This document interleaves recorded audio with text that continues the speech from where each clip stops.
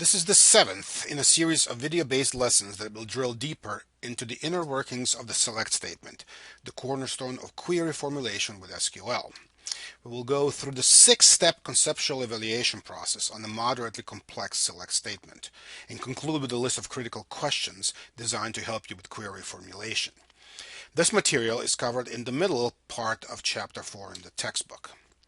So, this video aims to take a step back and dissect all the components of a select statement which were introduced in the previous lecture. We will conceptualize the from clause as the cross product and join operation between two tables, understand the where clause as the filter restricting the cross product to the subset of rows, think of group clause as a grouping operation on those rows, perform aggregate operations on each group, like average, further restrict the groups with having clause, and finally sort the remaining rows by designated columns with order by clause.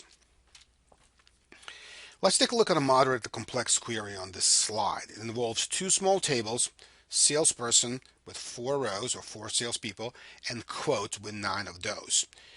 Okay, it has a person ID, has 7 columns altogether, person ID being the primary key in the salesperson table and the foreign key in the quote table acting as common field. So the result of this query, just verbally, is going to be kind of like an Excel pivot table with average quote amount broken down by the region and salesperson under certain conditions, such as the rank seniority, and each of the region salesperson groups having at least one, at least 2, really more than one item, and then finally sorting descending by average quote amount. The data on these 4 salespeople and 9 quotes is in lecture 4 sales quote file in the lectures folder. So let's open up and check that one out. Okay, so again 04 underscore query underscore SQL in the lecture subfolder. I have mine as usual in sales slides and videos. So the first sheet, sales quotes, simply repeats the slide showing the 4 salespeople and 9 quotes. Okay, now back to the presentation. The first step in the process is to dissect the from clause. In this case, as a cross product and join operation between salesperson and quote, right? So this is salesperson times quote, okay? Generating all possible rows from the 2 tables. Since there are 4 salespeople, 9 quotes, there are 36 rows with all the 7 columns, showing the first 20 here and separating or identifying person ID in the 2 by using the S and Q to designate sales people in quote tables. Okay, so back in Excel, the step 1 already has all 36 rows, as you can see here, and all seven columns, so we don't have to do any copy pasting or VLOOKUPs or anything like that. Next step 2 of the conceptual evaluation process is the restriction on the where condition. Okay, so the where condition restricts all these rows to only those that have a seniority, senior rank for salespeople, and where the person ID matches between the salesperson and quote table. This is where the join actually happens, right? So this is going to reduce 36 to only 8 rows using a simple filter operation as follows. First, we create a join column with a simple if statement. If the salesperson ID from salesperson table is the person ID from the quote, that's a match. We'll label it as 1, otherwise there is no match. It's not a match, it's a 0. Yes, no, or a true, false, any of those work. And then we use the simple data filter to only include the matches, of course. That's the equijoin or natural join we've learned in the previous lesson, and then remove the only junior record here and keep all the senior ones. When we copy them without the join column that we know don't need, and in step 2, let's paste them in column or at a cell B2, because we need to move the region to be the first for the sorting purposes in a minute, and then we need to move these guys and they should all line up if you double check it. Okay, save the changes and let's move to step 3 of the conceptual evaluation process, where we sort in group columns, right? Region first and then salesperson next, so we can identify the groups and then use them later on. So go back here. Okay, let's copy everything first. Put it in step 3. Okay, and then in step 3 we're going to sort. Okay, first on region. So this is going to, oops. Okay, so this is going to start blank when you do it. All right, and then you're going to add the region level, and then you're going to add the salesperson ID, and that's just going to do a quick swap down here. So so you'll be able to identify the North 11 group, North 44, and West 22. So 3 groups altogether. Okay. Now step 4 of the process. Step 4 of the process is as follows. It has the aggregation process, which is in SQL using the average function and the count function, and then in Excel it's going to be the count ifs and average ifs, okay, for those 3 groups as shown at the bottom of the slide. So here let's simply copy like this and see if it lets us paste it here. Okay, and then let's start by using average ifs.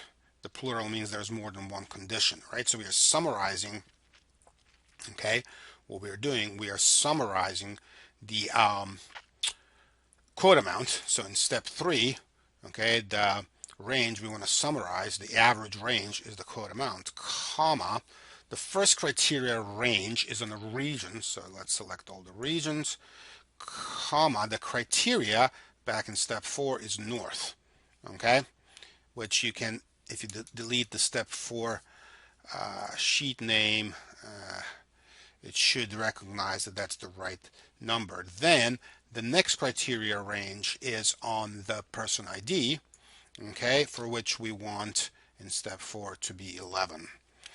Okay, so however it works out, I'm going to try to make it just a tad shorter, okay, just a tad shorter like this, and hopefully it'll work out. Let's see. Yep, it did. Now I'm going to have to do some locking here for this to work down. So anything from step 3, okay, the 3 columns G, A, and B, you need to lock the rows. So you need like what is this, $6 altogether, and then you can copy this for the other 2 groups, North 44 and West 22.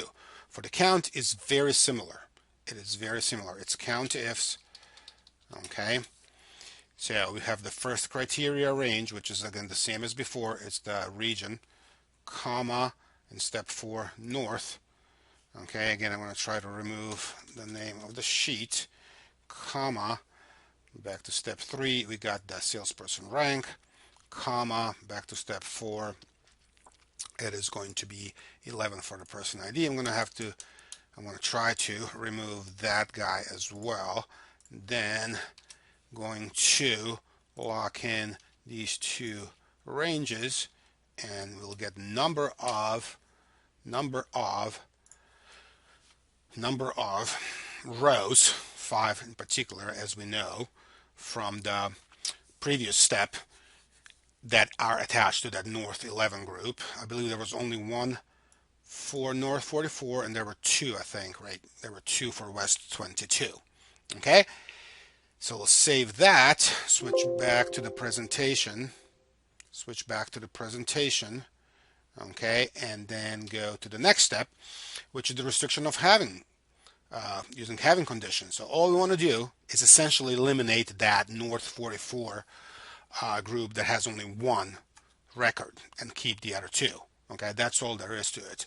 So what we'll do, we'll copy, we'll filter that one out, and then we'll copy paste the result.